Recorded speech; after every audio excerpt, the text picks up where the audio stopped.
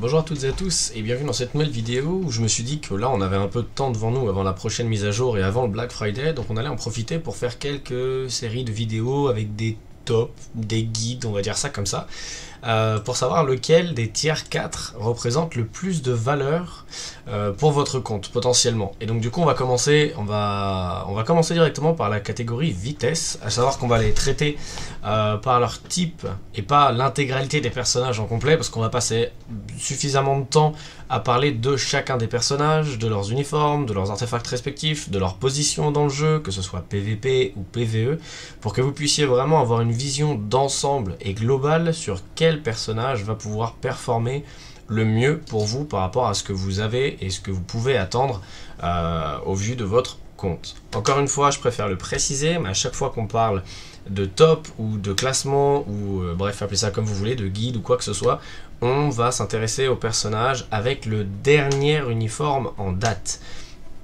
Alors effectivement, pour les personnages comme Miles Morales qui ont reçu deux uniformes de façon assez rapprochée, même s'il n'y en a pas beaucoup, il y a cet uniforme là et cet uniforme Across the Spider-Verse qui est juste ici.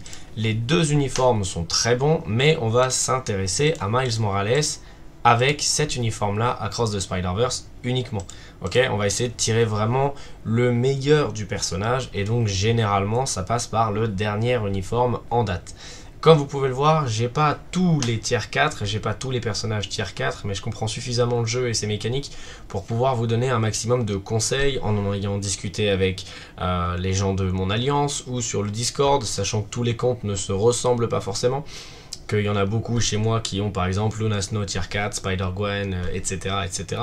Globalement, ça va vraiment servir de d'axe de réflexion pour vous et vos besoins dans Marvel Future Fight.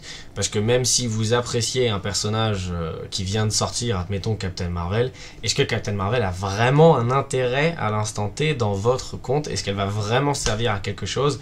Ou est-ce que vous feriez pas mieux d'investir sur Luna Snow, ou sur Spider-Gwen, ou sur Miles Morales, etc., etc. Globalement, on va s'intéresser aux différents modes de jeu, comme d'habitude, hein, toujours les mêmes, c'est-à-dire le PVE à proprement parler, le pur PVE, donc le boss du monde, et ensuite les arènes. Donc on va considérer que lutte temporelle et le combat dans le monde, c'est le PVP pur, que le combat d'alliance, ça rentre dans la catégorie PVE, d'accord, et je vous expliquerai pourquoi. Et ensuite on va s'intéresser à la catégorie raid de boss géant. C'est globalement ces 5 modes de jeu là, 4 modes de jeu, ouais, 5 on va dire, qui vont vraiment axer la réflexion. Et on va commencer du coup tout simplement par parler du plus ancien, on va dire, tier 4 qui est sorti, et donc forcément de celui que j'aurais du mal à vous conseiller à l'instant T, la Veuve Noire. Alors c'est un personnage que tout le monde a, tier 3 ou pas, mais tout le monde l'a sur son compte, puisque c'est un personnage du mode histoire, c'est un personnage des débuts, c'est un personnage extrêmement populaire. Avec son dernier uniforme, elle est très forte, il n'y a pas de souci. Mais on va encore s'intéresser au comparatif. Et donc quand on compare la Veuve Noire, qu'est-ce que c'est? C'est un personnage de type vitesse, humain, femme, super-héros, avec le tag justice, ça à la limite on s'en fout, mais surtout avec la compétence agilité, d'accord? Et donc si on regarde, on va peut-être passer avec cet onglet là, ça sera plus simple. Et si on part sur la catégorie agilité, on peut voir que la Veuve Noire est en compétition directe avec Spider-Gwen et Shadow Shell. Pourquoi? Parce que ce sont toutes les trois les mêmes personnages, ok? Donc femme, super-héros, humain, avec le tag agilité. Donc on est vraiment presque sur des copier-collés au niveau des personnages. Et qu'est-ce qu'on peut dire globalement? Forcément un personnage qui est sorti il y a près de 2 ans et un personnage qui est sorti il y a quelques mois, forcément le personnage sorti il y a quelques mois va avoir plus de facilité à aller chercher les derniers niveaux en PVE. En PVP c'est pas toujours le cas. Exemple typique, Shadow Shell n'a très peu, on va dire n'a aucune valeur en PVP, d'accord? Elle a une valeur en PVP, et je vais vous l'expliquer tout de suite, par le passif de la tortue, voilà, celui-là, qui augmente toutes les défenses et réduit les dégâts de base pour les guerriers du ciel uniquement. Donc c'est restriction dans la restriction. C'est-à-dire qu'elle n'a pas beaucoup de valeur en PvP, et la seule valeur qu'elle a en PvP, c'est uniquement pour les guerriers du ciel. Donc si vous n'avez pas Blue Dragon, Sunbird, War Tiger, on n'en a rien à foutre de Shadow Shell en PvP. Ok, donc ça déjà, c'est à effacer.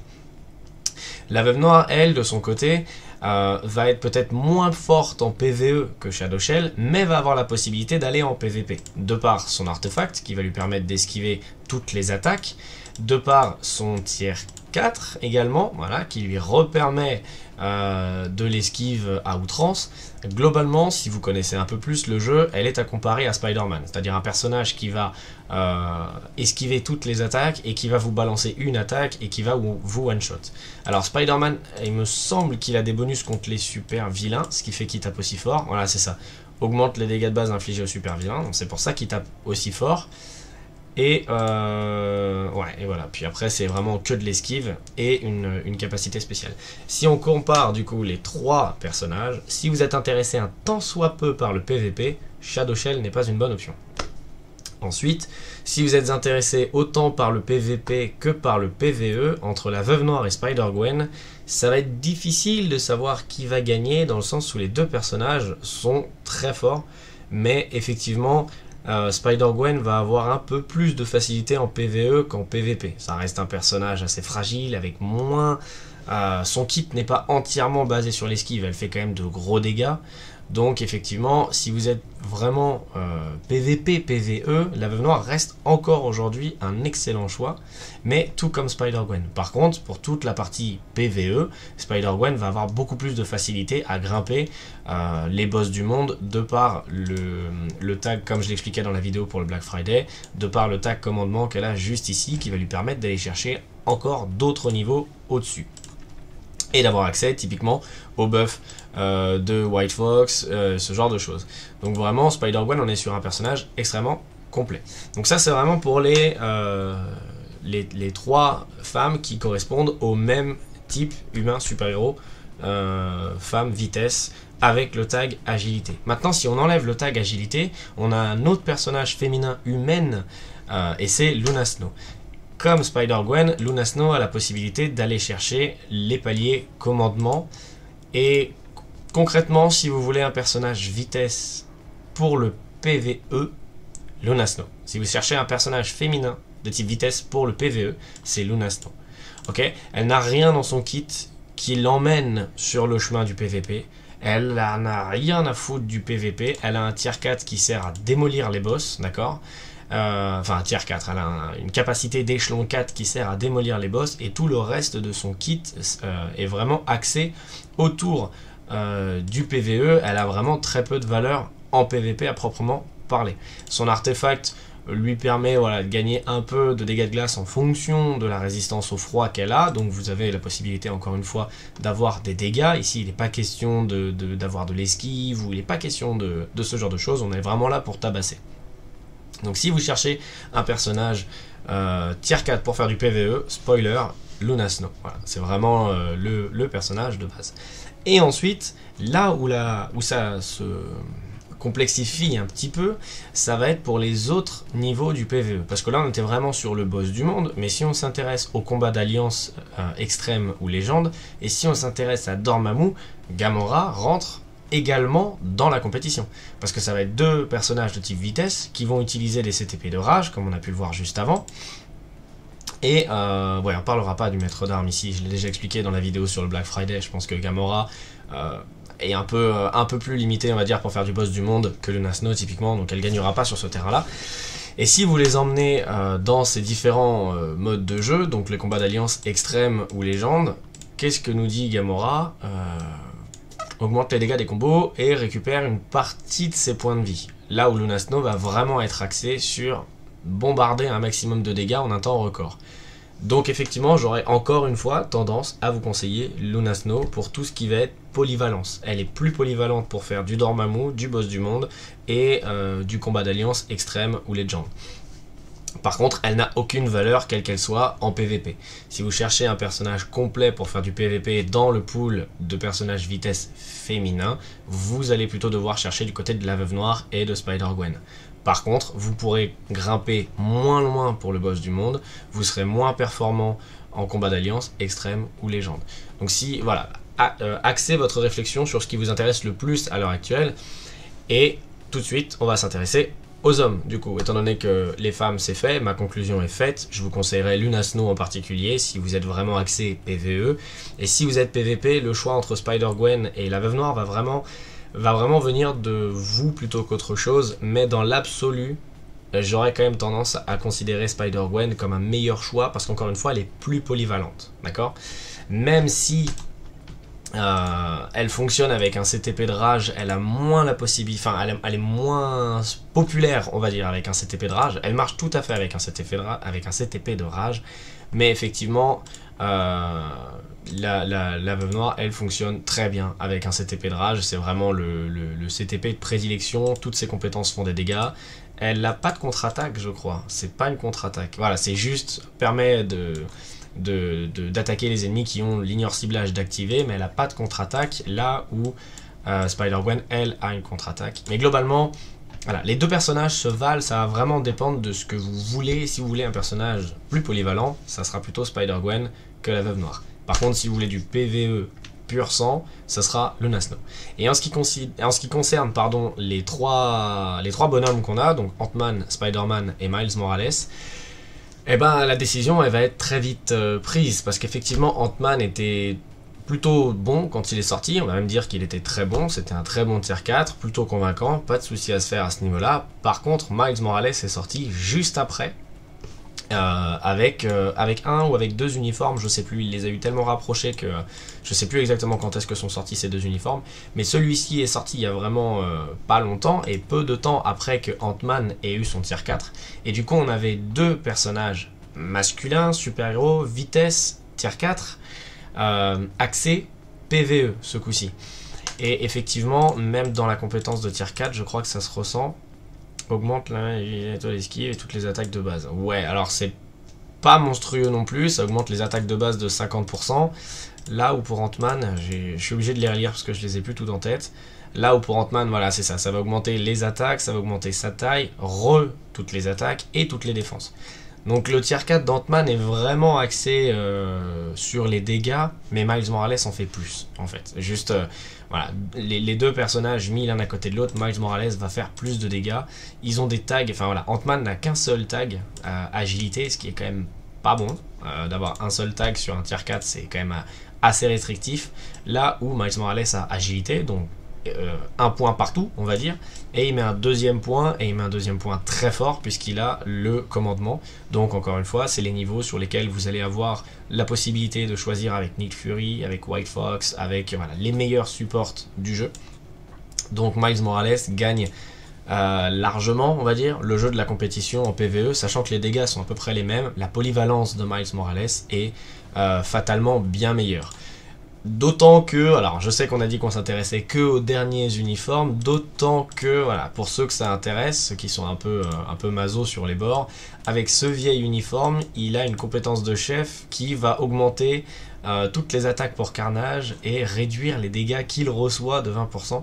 Donc quand on voit comment Carnage performe en PvP, il y a peut-être un monde dans lequel ça existe, il y a peut-être une ligue ou une division de combat dans le monde, ou même voilà, de combat en PvP pur, où vous pouvez mettre ce genre de compétences de chef, pourquoi pas, si vous avez juste Carnage et pas les personnages qui sont natifs tier 3, etc. Pourquoi pas. Et donc du coup, ça laisse qu'une seule possibilité si vous voulez un personnage masculin pour faire du PvP, et évidemment c'est Spider-Man, il est plus à présenter. Il aurait tout lui aussi pour marcher en PvE, parce que comme Miles Morales il a les deux tags juste ici, effectivement, hein, il a son bonus de dégâts comme je viens de le montrer sur les super vilains, donc il aurait lui aussi tout pour fonctionner en PvE, mais il n'a pas les dégâts. Clairement Miles Morales fait beaucoup plus de dégâts que Spider-Man, donc effectivement Spider-Man est relayé au rang de machine à one shot en PvP. C'est à dire que vous allez avoir du mal à le toucher, et lui il va vous one shot. Surtout si vous êtes un super vilain, vous allez vous faire voilà, chacune de ses compétences va one shot un de vos personnages. C'est pour ça qu'il est ultra populaire en PvP depuis qu'il est sorti, et c'est l'un des seuls, voire le seul personnage à vraiment rentrer dans ce trio de tête, on va dire, dans ce trio infernal des personnages qui n'ont... Voilà, là comme vous pouvez le voir juste ici, on a du coup les 2 personnages support, ok, et ensuite on a les 3 personnages DPS, même si Ella ici sert un peu plus de support justement parce qu'elle augmente les dégâts faits à la faction super-héros. Mais globalement, c'est l'un des seuls personnages DPS, donc combattant pur, on va dire, pour le PVP, qui n'a pas la faculté de revivre et pas la faculté de devenir invincible. C'est-à-dire que Ghost Rider ne meurt pas, Ella ne meurt pas. Qu'est-ce qu'on a ensuite comme team ? Elle, bon, bah, elle a rien à foutre là. Enfin, c'est très rare de voir Spider-Gwen ici, mais encore une fois, ça a été le propos sur lequel vous avez un personnage qui est décent en PVP. C'est assez rare de l'avoir ici. L'ancien servira que pour les buffs. Même chose. Bon, je vais pas réussir à trouver d'autres équipes, ça prouve vraiment voilà, que c'est bien diversifié. Mais si on va en lutte temporelle, vous pouvez voir que voilà, elle peut revivre, lui il peut ne pas mourir, lui il peut revivre, etc. On est tout le temps sur le même pattern. Et globalement, dans les personnages qui font les dégâts, Spider-Man est le seul à n'avoir aucune de ces 2 compétences. Voilà, il n'est pas invincible et il n'a pas la possibilité de revivre. Donc, la classe vitesse, on va dire que c'est la plus simple à cataloguer parce qu'on a beaucoup de personnages qui se ressemblent. Typiquement Shadow Shell, la Veuve Noire, Spider-Gwen, Luna Snow, c'est 4 personnages qui déjà se ressemblent beaucoup parce qu'elles sont toutes les 4 femmes super-héros de type vitesse humaine. Et ça, c'est les tags qu'on va avoir, qu'on va le plus rencontrer, on va dire, dans le boss du monde. Donc c'est assez facile de les classer finalement, parce qu'on a déjà les personnages qui n'ont rien à faire en PvP, les personnages qui sont moins forts en PvP, plus forts en PvP, etc. etc. Globalement, pour la conclusion, si vous voulez, pour la catégorie femmes, si vous voulez du PvP, vous prenez Spider-Gwen. Si vous voulez du PvE, vous prenez Luna Snow. Si vous voulez un personnage qui est à l'aise dans les 2, vous prenez Spider-Gwen ou la Veuve Noire, les 2 se valent globalement. Et si vous voulez un personnage masculin pour faire du DPS, pour être votre combattant, vous prenez Miles Morales. Voilà, c'est vraiment... on va dire que c'est la faction la plus simple sur laquelle s'orienter pour commencer cette petite série de vidéos. Parce que quand on va arriver sur la catégorie combat juste après, et qu'on va avoir plein de personnages forts pour le PVP qui se ressemblent tous plus ou moins, ça va être un peu plus difficile de les départager, sachant que la méta en PvP fait ça et que les mêmes personnages reviennent tout le temps. On a beaucoup de persos qui sont équivalents, encore une fois. Après, ça va dépendre de, on va dire, votre budget, c'est-à-dire le nombre de cristaux que vous avez en rab, c'est-à-dire que si vous n'avez assez de cristaux que pour un seul uniforme, prenez un personnage plutôt polyvalent, dans ces cas-là, il va plus vous servir. Si vous n'avez pas un personnage premium, si typiquement vous n'avez pas Luna Snow, on va dire au tier 2, à l'échelon 2, ça va vous demander un méga ticket d'échelon 2, ça va vous demander des sélecteurs de biométrie premium, donc effectivement, enlevez-la de l'équation et partez plutôt sur Spider-Gwen ou encore la Veuve Noire. Ça peut vraiment s'axer à ce niveau-là. Par contre, effectivement, Miles Morales, il y a très peu d'excuses. Si vous avez un besoin pour un personnage vitesse conséquent et costaud, effectivement, ce sera entre guillemets Miles Morales ou rien, quoi. C'est vraiment le meilleur choix que vous puissiez faire. Ant-Man, il y a eu beaucoup de déçus, c'est-à-dire qu'il y a eu beaucoup de joueurs qui ont investi dans Ant-Man et qui sont revenus très vite à la réalité en disant qu'effectivement, il avait qu'un seul tag pour tout ce qui est boss du monde, donc c'est très peu. Et en fait, déjà dans le boss du monde, on a plutôt tendance à voir les femmes super-héros type vitesse que les hommes super-héros type vitesse. Donc déjà là, il perdait des points et derrière, il a que le tag agilité. Et encore une fois, Miles Morales là aussi. Donc vous avez Je vais pas dire que vous n'avez pas le choix, parce que vous avez toujours le choix de préférer Ant-Man à Miles Morales, mais globalement vous avez le PvE, le PvP et le PvE, et puis après le reste c'est secondaire quoi. Voilà, globalement c'est comme ça. J'espère que c'est assez clair pour vous, si jamais on pourra en redébattre dans de futures vidéos. Si ça vous a plu, n'hésitez pas à mettre un petit pouce en l'air, ça soutiendra. Et puis on se retrouve du coup très prochainement pour la suite de cette série de vidéos, puisqu'il nous reste encore 3 classes à faire: explosion, combat et universel. Voilà, sur ce je vous souhaite de passer une bonne journée, à plus tard, ciao.